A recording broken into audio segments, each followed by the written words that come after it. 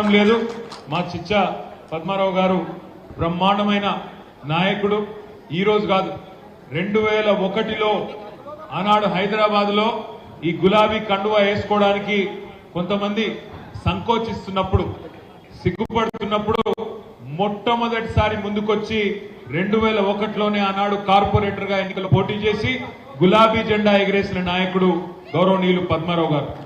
ఆ రోజు నుంచి ఈ రోజు వరకు 24 ఏళ్లుగా కేసీఆర్ గారితో ఒక సోదరుడిగా కష్టమైన సుఖమైన కింద పడ్డా మీద పడ్డా గెలిచినా ఓడినా ఒక సోదరుడిలాగా ఆనాటి నుంచి ఈనాటి వరకు కేసీఆర్ గారితో నడిచిన ఒక సైనికుడు గౌరవనీయులు పెద్దలు శ్రీ పద్మారావు గారు.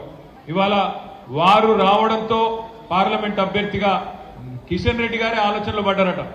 నేను ఇక్కడ నుంచి పోటీ చేయాలన్నా పక్క నియోజకవర్గానికి పోవాలా అనే ఆలోచన కిషన్ రెడ్డి కూడా చేస్తా ఉన్నాడు. అంటే తప్పకుండా మన గెలుపు ఖరారైనట్టే అనే మాట కూడా మళ్ళొక్కసారి నేను మీకు విజ్ఞప్తి చేస్తా ఉన్నా.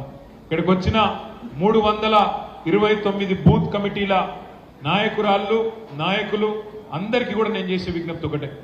జనరల్ గా ఎన్నిక అనగానే ముఖ్యంగా మన గోపి గారు ఎన్నిక అనగానే చాలా కసితో కమిట్మెంట్ తో మీరందరూ కూడా మా బూత్ లో మెజారిటీ సాధించాలి, మా బూత్ లో అందరినీ కలవాలి అనే ఉద్దేశంతో బ్రహ్మాండంగా పనిచేసినారు.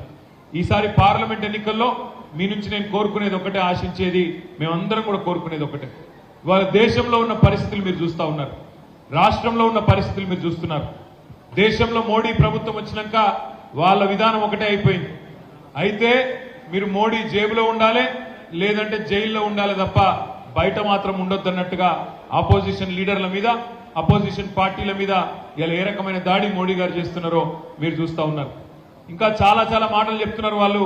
కానీ मैं आप सभी भाइयों से बहनों से एक ही गुजारिश करना चाहता हूं, क्योंकि आप सभी लोग उर्दू भी समझते हैं, हिंदी भी समझते हैं, तेलुगु भी समझते हैं. इस वास्ते एक ही बात कहना चाह रहा हूं, आप 1 मिनट के लिए सोचिए आज हिंदुस्तान में क्या माहौल है. 1 मिनट के लिए सोचिए. आज पूरे मुल्क में एक खौफ की माहौल है. जहां एक वक्त ऐसा था जब एक भाई दूसरे भाई के साथ आराम के साथ चैन के साथ चाहे कोई भी मजहब का हो, मजहब का नाम नहीं लेते हुए एक दूसरे के साथ आराम से एक दूसरे का त्योहार मनाने वाला एक माहौल था. कभी एक वक्त था कि हम लोग हमारे भाइयों के घर शीर कुरमा खाने के लिए आराम से चले जाते थे. पर आज हिंदुस्तान में एक दूसरे को मजहब के नाम पे पहचानना, एक दूसरे का होलिया, एक दूसरे के रीति रिवाज का इज्जत करने पे भी आज एक उंगली उठा के दिखाने की एक माहौल जो बना दिया मोदी साहब ने और उनकी हुकूमत ने. इसको अगर रोकना है, इसको अगर फिर से एक बार, जैसे अभी हमारे भाई कह रहे थे अमन पसंद हूं मैं, इसको अगर फिर से एक बार एक चैलेंज करना है, मुकाबला करना है, तो सिर्फ और सिर्फ केसीआर जैसे लीडर से वो मुमकिन है, किसी और से मुमकिन नहीं है. मैं बात फिर से कहता हूं. एक और बात आपसे कहना चाहता हूं. మీ అందరితో ఒక ప్రార్థన. ఇవాళ దేశంలో బీజేపీని కొట్టాలి అంటే, బీజేపీని ఓడించాలి అంటే కాంగ్రెస్ పార్టీలో ఆ శక్తి లేదు. మన రాష్ట్రమే దానికి ఉదాహరణ.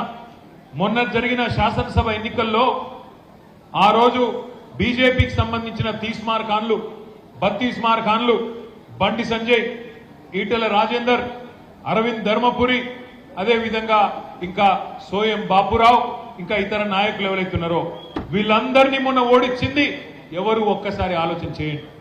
कुछ कांग्रेस वाले आके बोलते हैं कि आप बीजेपी के बी टीम हो करके बदनाम करने की कोशिश करते रहते हैं. भाइयों मैं आपसे एक चीज पूछना चाहता हूं, हाल ही में जो इलेक्शन हुआ असेंबली में, किसने हराया बंटी संजय को? किसने हराया? बीआरएस पार्टी ने ना, यही गुलाबी झंडा ने हराया. किसने हराया धर्मपुरी अरविंद को? किसने? सुनाई नहीं पड़ रहा. किसने हराया? ईटेल राजेंद्र को किसने हराया? रघुनंदन राव को किसने हराया? स्वयं बापूराव को किसने हराया? वो बदमाश जो है राजा सिंह, उसको भी ऑलमोस्ट हरा दिए. वो बच गया बस 15-20 हजार वोट से वो जीत गया, वरना पूरे शहर हैदराबाद में पूरा क्लीन स्वीप करती थी बीआरएस. एक बदमाश बच गया. इसलिए भाइयों बहनों मैं एक ही चीज कह रहा हूं आपसे, आज पूरे के पूरे जितने भी बड़े बड़े लीडर आए बीजेपी को, सबको हराने वाली बीआरएस. आज कोई आके कहता है कि आप बीजेपी के बी टीम हो, क्या मान लेंगे ऐसे ही? हम इतने नादान हैं, इतने मासूम हैं कि कोई भी कुछ भी आके कह दे तो हम उस बात को मान ले. भाइयों एक चीज पूछना चाहता हूं आपसे, जो बीआरएस ने आज जितने भी बीजेपी के बड़े बड़े लीडर हैं तेलंगाना में, उनको हराने वाली बीआरएस आज किशन रेड्डी जो एक कैबिनेट मिनिस्टर, एक लौते कैबिनेट मिनिस्टर है हमारे रियासत से, उनको भी अगर कोई हराएंगे तो सिर्फ और सिर्फ बीआरएस पार्टी और हमारे पद्मा राव साहब हराएंगे। वो भी इस वजह